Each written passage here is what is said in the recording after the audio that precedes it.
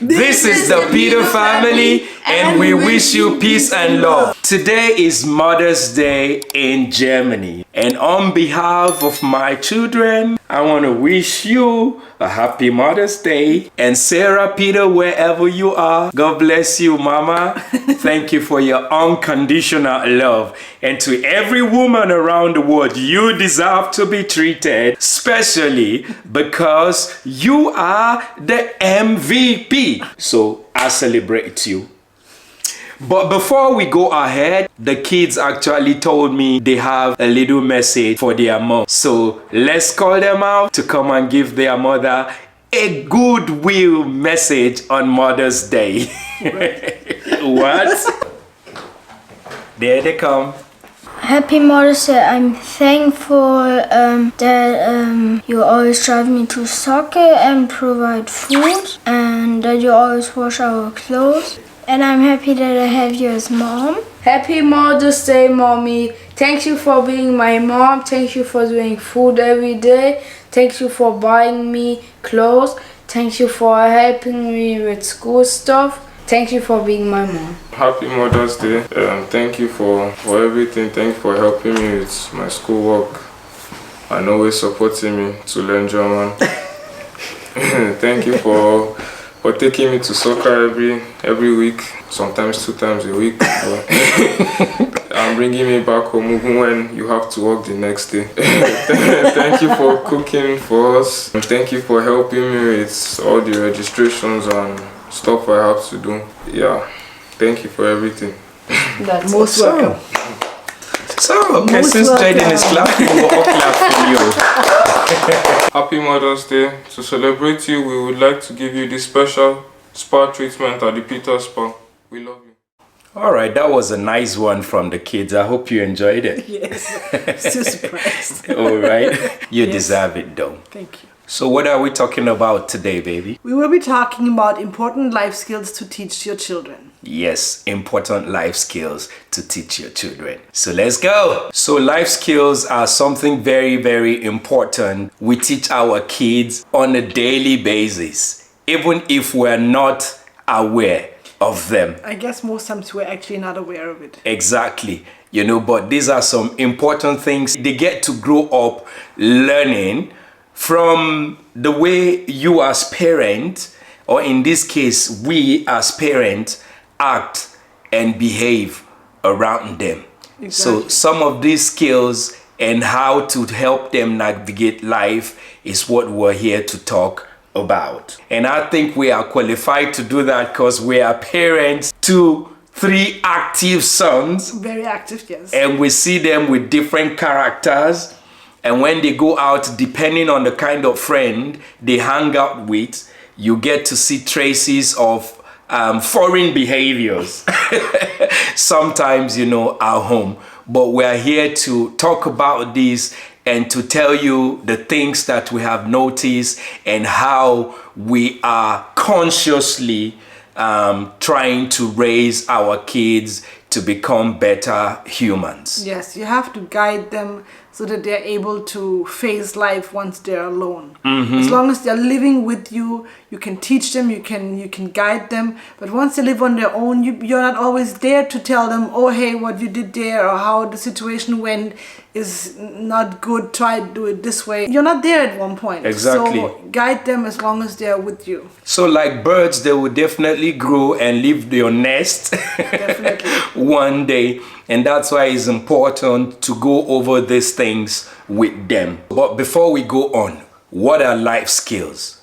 Life skills are techniques that make you understand how to deal with difficulties in your daily life. Depending on what culture you grow up in, your life skills are different. Mm-hmm. You have different life skills depending on what cultural background you have or where you grew up. Yeah. So they're growing up here in Germany. You teach them the life skills that they need here, first of all. Yeah. But thanks to their dad, they also learn life skills that he has from his background. Yeah.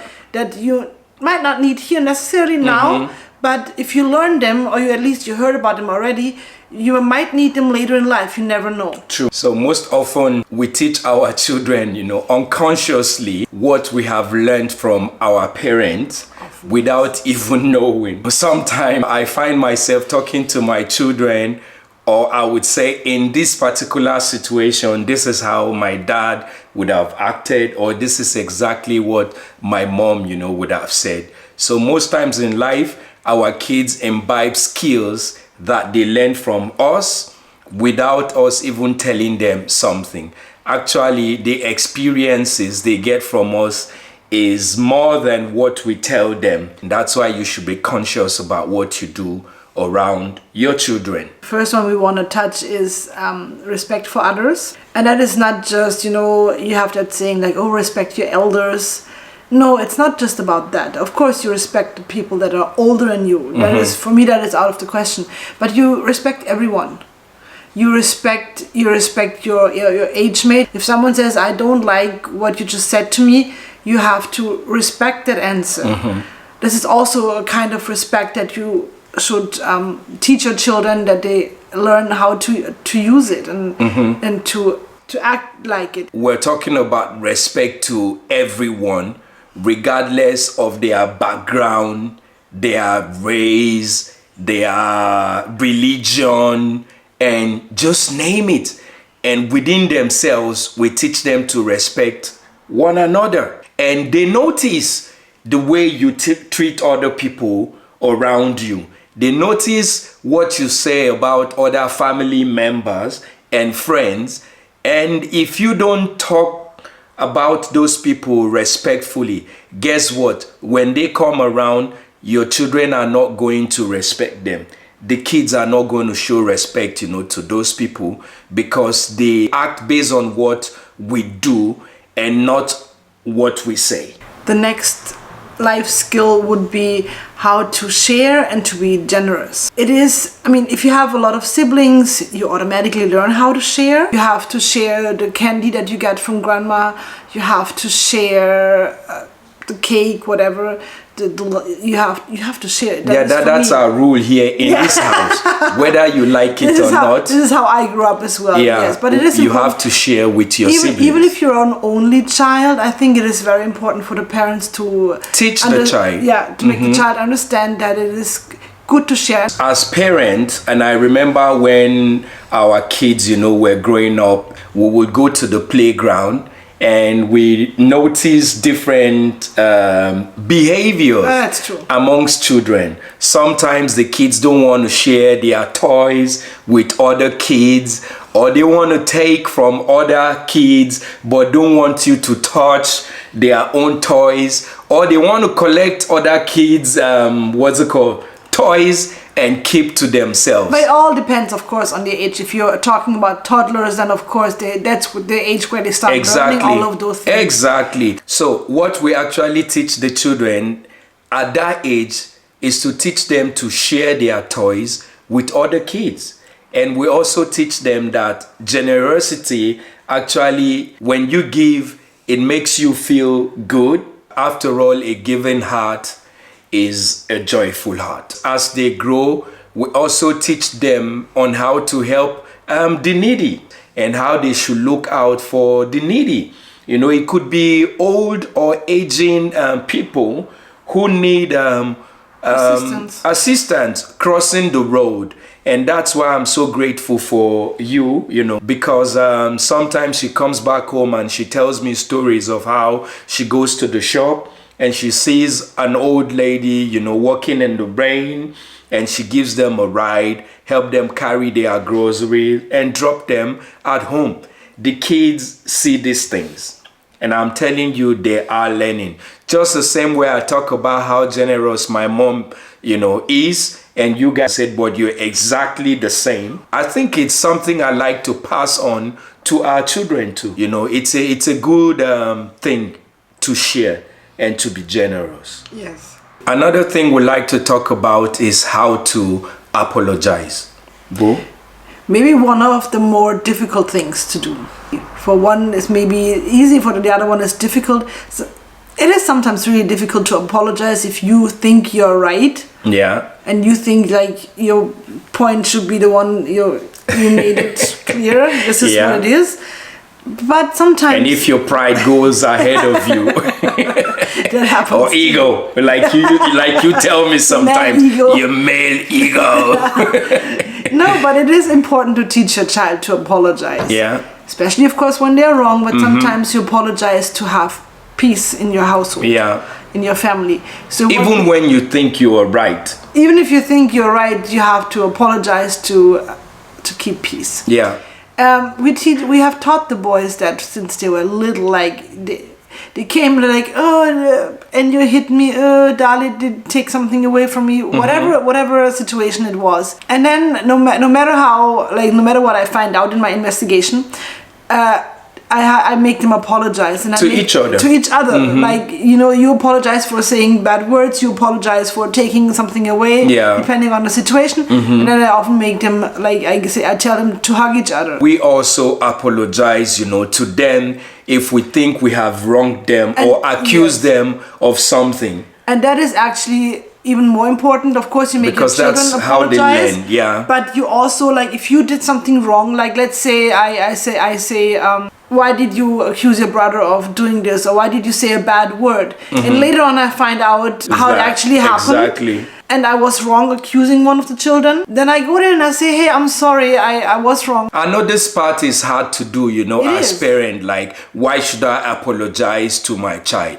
I think the reason why some parents find it difficult to do that is because they think part of parenting is to be strong and raise up the kids, especially in like an African culture, that will grow up one day to take care of you. But you have actually forgotten the most important part, that you are raising up a child to be a better person. Because if you raise up a good child, guess what? You're going to have good society. Yes. So you're not just raising up your child, but you're raising up a society, which automatically means you're raising up the world. Yes. Because if every family puts effort into raising up good children, guess what? We're going to have a better world. Yeah, I think sometimes like adults think that if they apologize to their children, they show kind of weakness. Yeah. And parents don't want to be looked at as weak. Yeah. But if you're able to show your weakness, it's actually a strength. So your children know that it's okay if I'm not that strong sometimes. Exactly. But you can come out of it again. And one of the reasons why it's important to teach the children to apologize when they do people wrong is they forget that their actions actually causes pain to the other persons. Because what you do or what you say to someone sometimes can make or break them. The next life skill is how to communicate their feelings. It is very essential that you teach your children about their feelings and that they are able to express their feelings. Yeah. So when they are older and they move out and they're on their own, that they are able to handle their emotions. Yeah, even before that time, it is very important, to teach them to communicate their feelings, because by doing so, you get to hear the negatives and the positives. Yes. Encourage them to speak out, how they feel about everything in life at times. And they come back from school and we ask them how the day was, Yes. At school. And we let them share with us whether good or bad. Yes. Because it is when you give them that opportunity to talk that you get to hear something that another child said to them that isn't, proper. And then you have the opportunity to correct it, as a parent. But if you don't give them that enabling environment to be able to talk to you, then it might be difficult to pick wrong signals from the kids, sometimes. And as toddler, you can actually encourage them to also share their feelings. You say how? Because they can't talk, right? But give them paper. Give them colors. Let them just paint, something. Keep them busy. Yes. It's part of communication. But also important is like if you communicate emotions, that they're also allowed to have their emotions. Yeah. That doesn't mean that you should allow them the whole day to be in their mood. But if someone is angry, sometimes you have to let it out. You cannot just all bottle it in or tell them like you're not allowed to be angry. But what I tell my children, because of course I also don't want to have that angry or moody, whatever mood they have around me the whole afternoon. Then I say, okay, go to your room. Just go to your room, have your time. Punch your pillow. Let it out. Allow your child to also let their emotions out. But of course, that's what I do. I limit it to, so they don't hang in their emotions the whole time, and now call you back like, are you good now? Exactly. Are you fine? Good. Or sometimes they even come down by themselves like, Mom, I'm okay. So, allow them to be sad, angry, moody. Yeah. Depending on the communication. Age, yes. Just communicate with them. So it's not just about talking, to them alone, but you can actually get journals, that speaks about character development or children's story that touches on emotions, how other kids were able to deal with their emotions, or what it leads to if you're not able to control your emotions.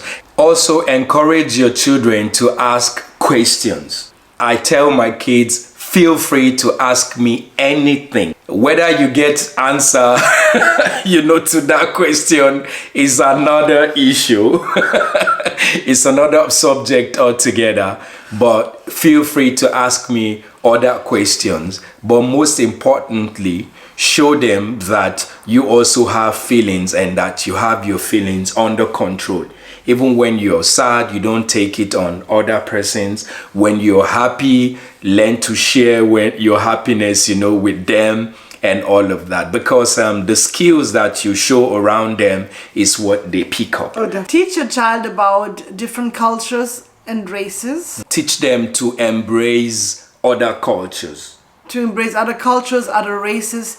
Try to, depending on, of course, where you're living again, but try to show them that there's not only your culture, not only white, not only brown, not only most from experience, most of interracial couple don't have this problem. Because in the home it's already multicultural. And you usually have multicultural friends. Exactly, and you have multicultural friends, so they are exposed to a multicultural society, so to speak, But if you're, let's say, a black family or a white family, it's always good to make your children, if possible, put them in a multicultural school. Make them have so that they can have friends. Contact to other people from a different background, from a different